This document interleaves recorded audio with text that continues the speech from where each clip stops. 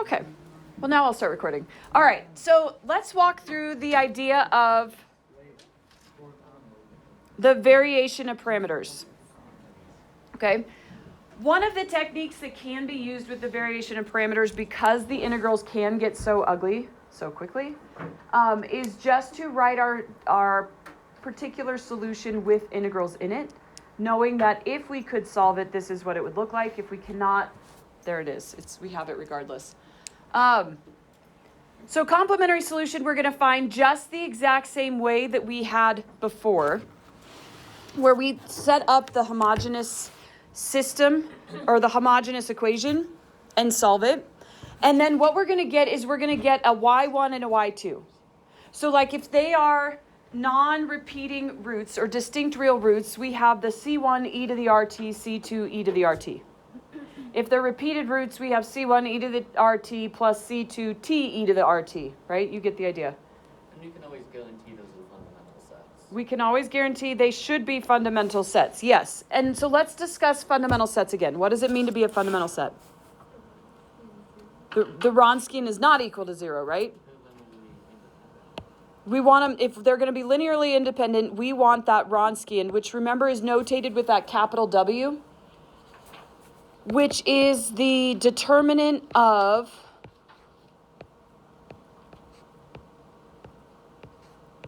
the matrix that includes each solution and its derivative that form that complementary solution. And we know this determinant would be y1, y prime 2 minus y2 times y prime, or y sub 1 prime.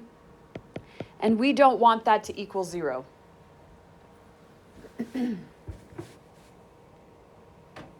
All right. So then what we're going to do is we are going to then find some functions, u1, u sub 1, and u sub 2.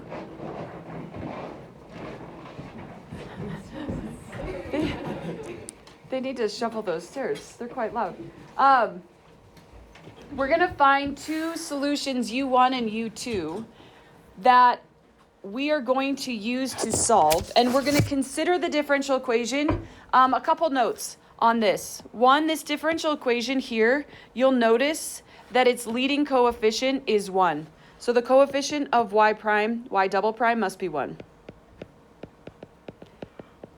The coefficient of y double prime must be 1. Okay. When we go to find this other particular solution, we're going to assume it's in the form of this. You are never late. I know. I was on Poston for 28 minutes. It took me 30 minutes just to get here from my house that's behind Mountain Ridge. That is crazy. You probably could have walked here quicker. Yeah, I could have walked here quicker. Yeah. I did see the line going down Poston. I thought, I've never seen it quite so long, but now, did someone get in an accident, or is it just, No, I think it's just slow left turning. the timing was off on the lights? Yeah, Jack, we even commented this morning. Chandon was here, and we're like, well, where's Jack? Jack's always here. Yeah. No Jack. We assumed you got called out. Well, I was last night. I was so tired. Oh, so it's like a double whammy. Traffic was bad and you slept in. Yeah, I mean, I still left my house at 7. Which you should be able to get to school. And I live 2 or 3 miles away. Oh, the joys.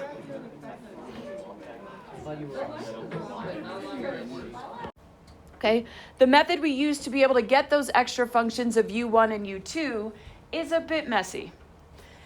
And what we're going to do is we're actually going to come up with our particular solution all in one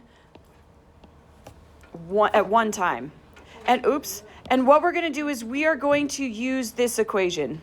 Is that equation we have to memorize? Well, I would give this to you because really that would be a mess to memorize. So here's what this says, although it does come pretty easy. Once you've used it a few times. Easy is the wrong word. It comes more readily. It's understandable. When you've used it a few times.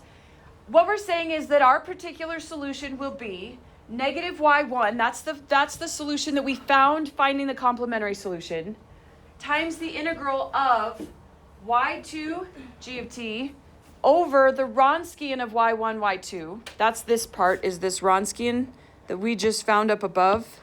This is the Wronskian.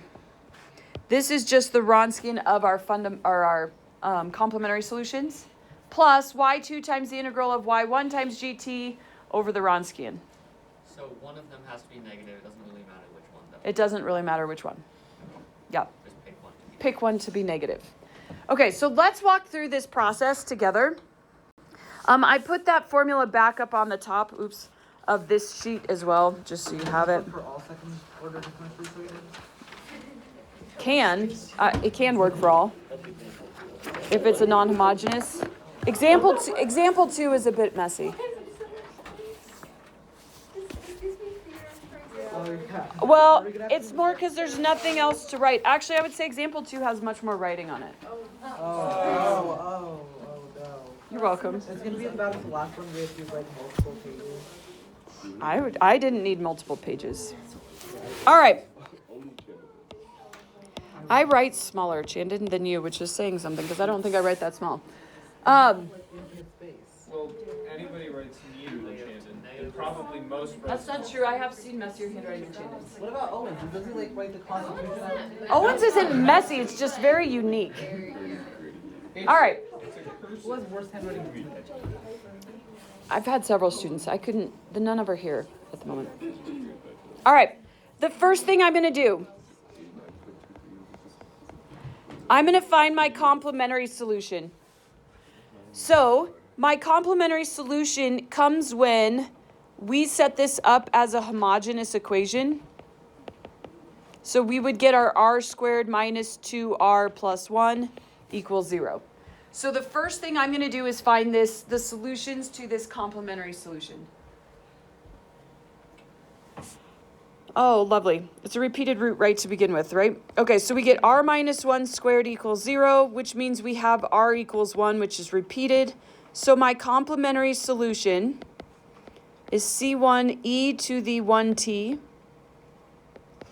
plus c2 t e to the t. Good?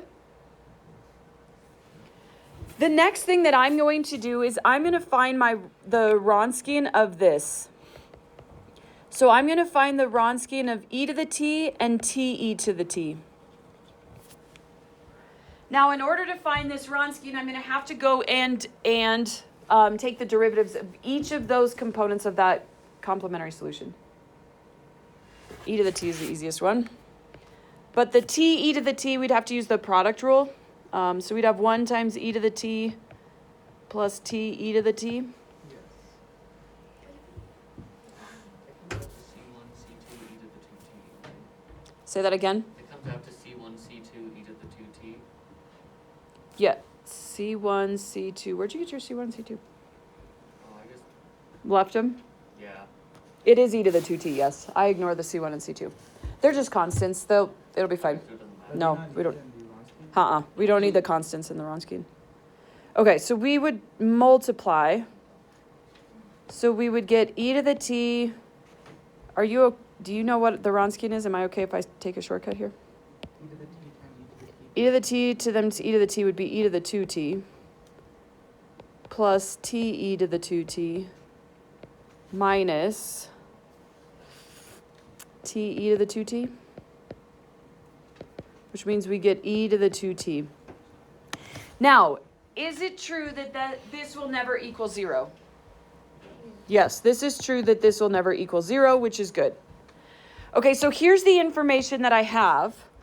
I have my y1, we'll call it e to the t. I've got my y2, which is t e to the t. I've got my Wronskian, which is e to the 2t. And then I have my function, g of t, which is e to the t over t squared plus 1. Those are all the pieces of information that I need. Do you need to write that down? No, not necessarily. We could have seen that. But this is my y1, my y2, my Wronskian, and my g of t. Now I get to go fill in this equation. Happy Monday morning. I guess it's not even Monday, it's Tuesday. Okay, so here's what this looks like.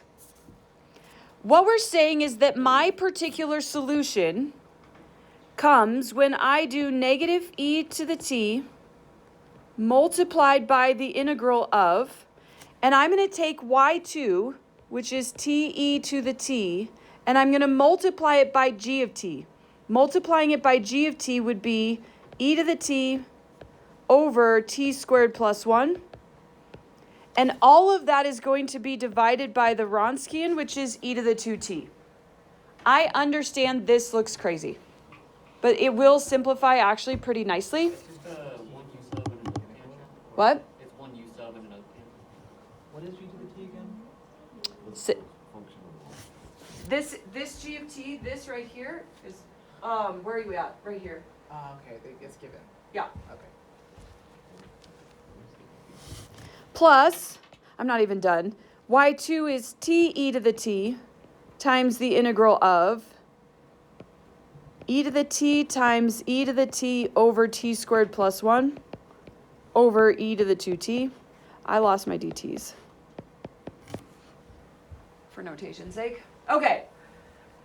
It looks terrible, right? Is there any way to like simplify? Let's that? clean it up. Yeah. It cleans up actually pretty nicely. Okay. I'm going to do no math just yet. I'm just going to clean this up. If I clean this up a little bit, this gives me negative e to the t times the integral of. If you notice, if I start multiplying this out, I can multiply t e to the t times e to the t, which gives me t e to the 2t, over t squared plus 1 times e to the t. So I'm going to take...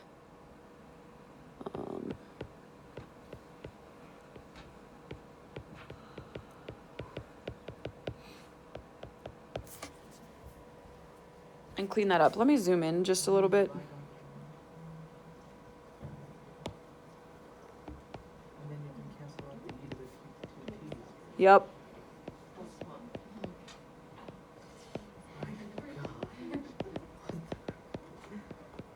So it's not terrible. It's not great. T's make it hard too. Hexes might have been better. But all I did was multiply the numerator by the numerator and move that denominator down to the denominator. And that allows me to clean this up pretty nicely, actually. And so really what I'm doing is I'm going to be taking negative e to the t times the integral of t over t squared plus 1 plus t e to the t times the integral of 1 over t squared plus 1. Okay, so it does take us back to some integral work. So we can just drop all the constants. We don't really care about that. I don't really care about the constants. Why? Because you're going to end up multiplying them together by a constant, and so then you have a constant times a constant, which is a constant, and we may as well just ignore the constants to begin with and know that they're there. You know what I mean? At the end. Okay, how many of you remember your integration techniques here? Very no. Is it one This is- arctan? this is- One is arctan. Which one's arctan? That second one is arctan. What about that first one? Any thoughts as to what you might do? U sub. Yay. I would do a u sub on this for sure. So if we let u equal t squared plus 1, then du equals 2t, which means we have 1/2 du equals t dt. So we really have the integral of 1/2 the integral of 1 over u du, which would be 1/2 the natural log of the absolute value of u plus c. Not sure what just happened there.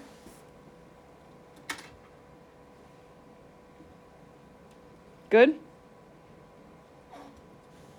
So this first integral then, this would be negative e to the t over 2, because we had that 1/2 there, times the natural log of the absolute value of u we said was t squared plus 1. Plus, now let's do that second integral. You already said it was the arctan. So the constant that's out front is t e to the t, or the term that's out front is t e to the t. And then that would be the arctan of t. There's my particular solution. So the function that we said was part of this particular solution, you'll notice this e to the t and the t e to the t were my complementary solutions. They're there. They're multiplied by another function. This other function is arctangent here, and this function here is negative 1/2 natural log of the absolute value of t squared. That's my particular solution. Now, if we were to ask, what did the question ask for a general solution? For the general solution, I would need to combine my complementary solution and my particular solution.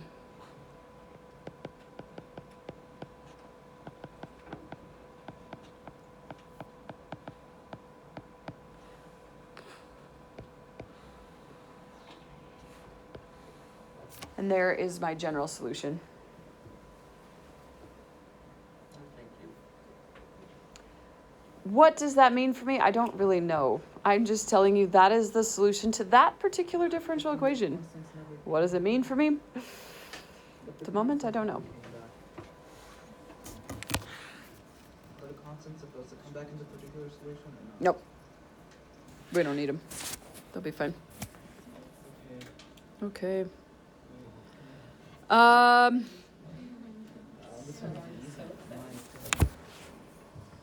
will you try setting up example 2? I will tell you the integral gets real messy real quick, but Lewandowski is 1, right? I got 3. What'd you get for your? I got. forgot to change the boutique. I'm a very smart child. Yeah, I got 3 for the Ronskian.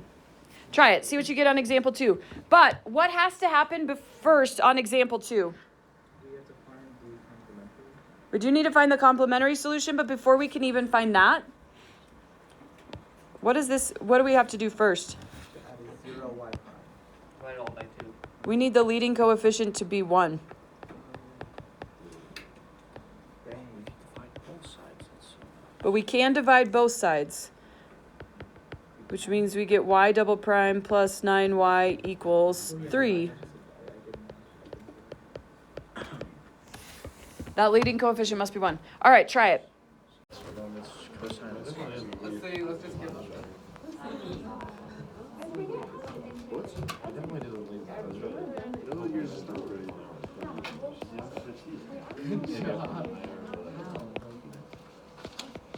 Does it not just like start to block? There's no way I won't. I feel like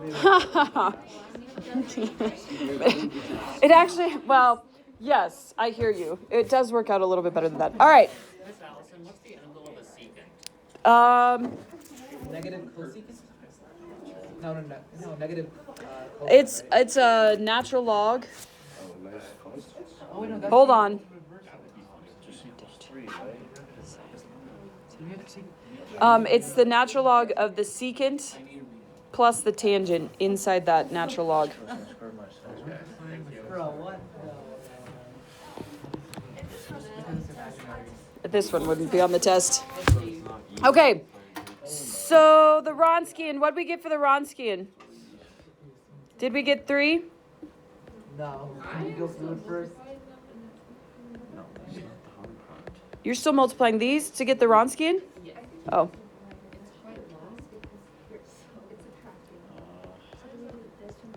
Use trig identities. That'll help you. Because y1 and y2 Okay, y2, y1, and 2. Positive and minus. It doesn't matter. Okay, cool. So it can be 3 It can be 2 to No, what sometimes you just gotta keep on touching, you know what I mean?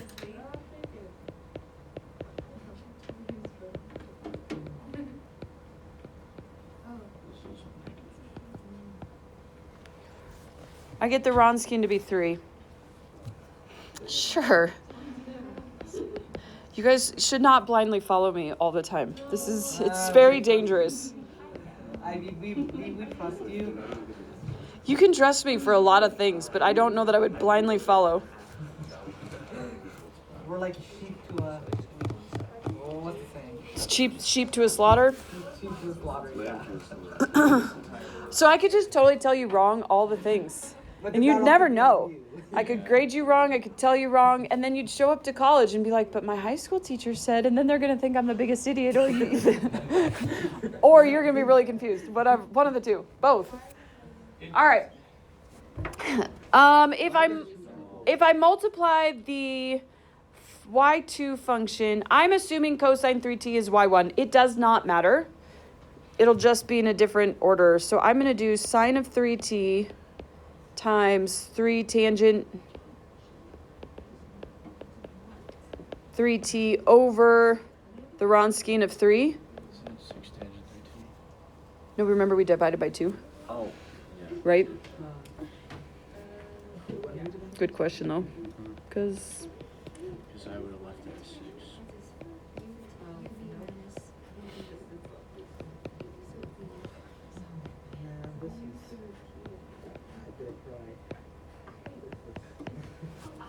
did you end up getting that one? Would you have gotten it without the integral? You had to know the integral of cosecant.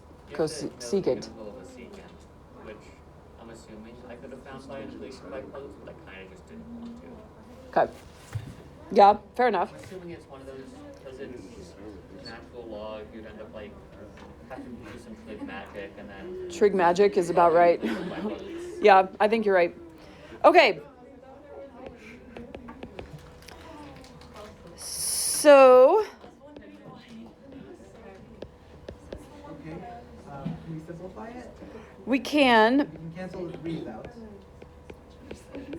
Where did the square come from?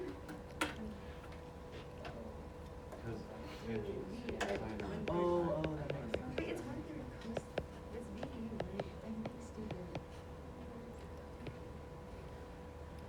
Sine over cosine. Those cancel out. Just goes to sine. It just goes to sine.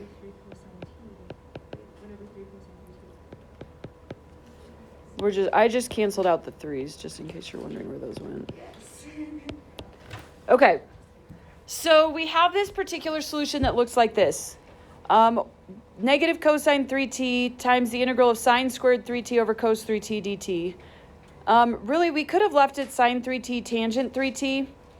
In fact, I probably am going to go back to that because, well, you did it using cosines, breaking it apart using cosines. Yeah, but then you still need. Integration by parts. Integration by parts. So the problem is a u sub's not going to work on that particular integral because if we let u, say, equal cosine 3t, du would be sine 3t, but I don't have just a sine 3t, I still have a sine in there, another sine 3t. So integration by parts doesn't work, or sorry, u sub doesn't work fantastically there. What if it's just unintegrated? What What? if it's just unintegrated?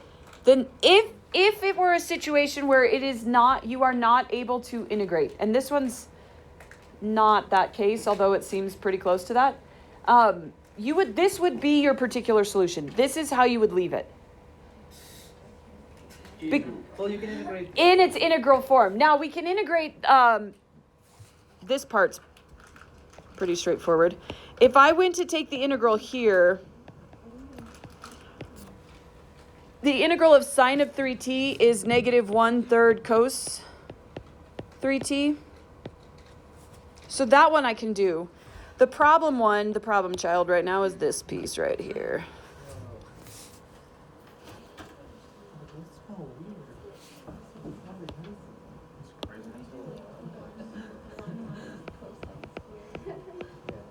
It feels like really bad medicine. Like it feels like the medicine won't actually do anything, but like it's spoiled.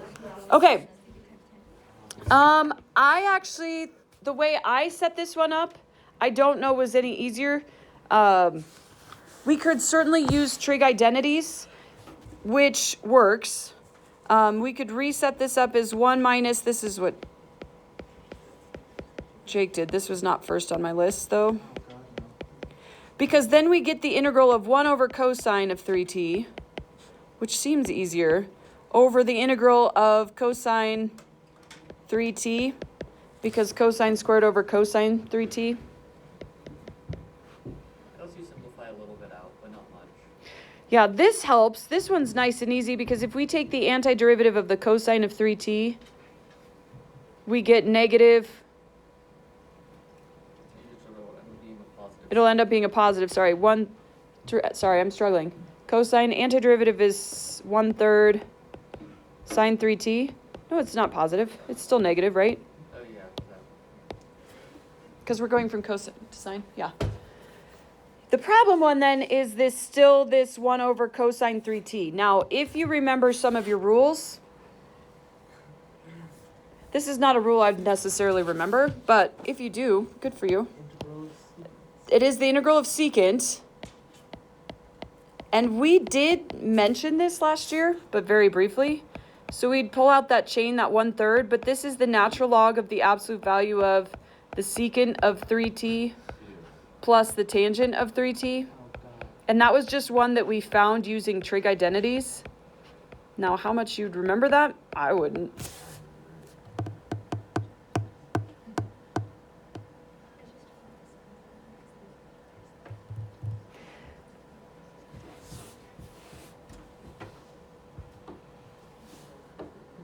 What's funny is though, Jake, looking at my integration by parts, I'm still ending up at a secant of 3t that I have to take the integral of, so it's not any better. The integral? Or you already did that? We already did. Okay, so that makes my particular solution this loveliness. Let's just go ahead and write my general solution, would be easier. My general solution, we had C1 cos 3t plus C2 sine 3t plus 1/3 natural log the absolute value of the secant of 3t plus the tangent of 3t plus, I need more room, plus the sine of 3t times, let's go ahead and, let's combine those. Let's not make it plus, make it negative 1/3 sine 3t cos 3t would be my general solution. Yeah. I could probably guess it, but. You could have guessed that? Yeah, me too. Don't we still need the negative cosine 3t in front of the second, or in front of the The first next part? hurdle. Oh, I lost, hold on. I lost that cos 3t. Shoot. See this cos 3t right here? This negative 3 cos 3t? Oh. Just put parentheses and add it in front. Wait, so then how did you get negative 1/3 sine 3t cosine 3? Oh wait, that's from before. Yeah, that's from right here. Yeah. Surely I could combine something in this mess, but I'm not sure what it is. You So can take out the 1/3 already. I could take out a 1/3, I could take out a cosine 3t also. Are we going to? Yeah. No. If you did, no, I'm not going to. Couldn't you still take the 1/3 down and keep DC1 C2 since that's still just a constant? No, the 1/3 is specific to those. No, those will cancel. Yeah, I think stuff cancels in here, but Let's not. we're gonna let it go. All right. Now, this is the first time we've looked at it this way, but this particular method can also be used on non-constant coefficients. Here's how that looks. First of all, in order to do this I would need to, I am telling you that my complementary solutions, I'm giving you what the complementary solutions are. And my complementary solution is this equation C1, and we gave you e to the t, plus C2 times t plus 1. So right now you would need to be told what your two general solutions are, complementary solutions are to the homogeneous equation. And it tells you that they form a fundamental set. So we would want to go ahead and prove that. But in order to do anything with this, just like before, in order to take this equation ty double prime minus t plus 1 y prime plus y equals t squared, in order to do anything with this, I would have to solve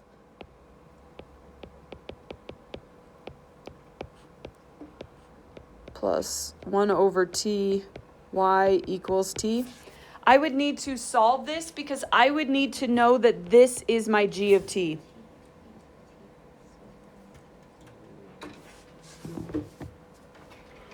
So the same process can be followed on this. And it actually works out to be a really nice polynomial. Oh, that's nice. T squared minus 2t plus t plus 2. Sorry, all negative. Negative t squared minus 2t minus 2. So we would then set up our Wronskian.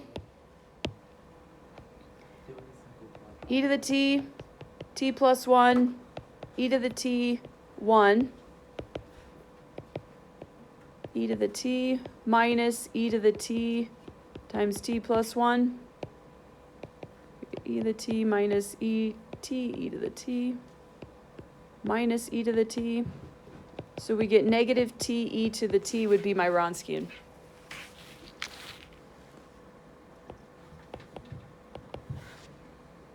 So first solution was negative e to the t times the integral of the second solution, which is t plus 1, times g, which was t, over the Wronskian, which is negative t e to the t, plus t plus 1 times the integral of,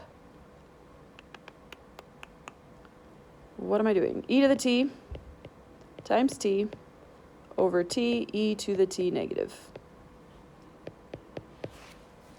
See, that's not so bad. Look at all the stuff that cancels. Yeah.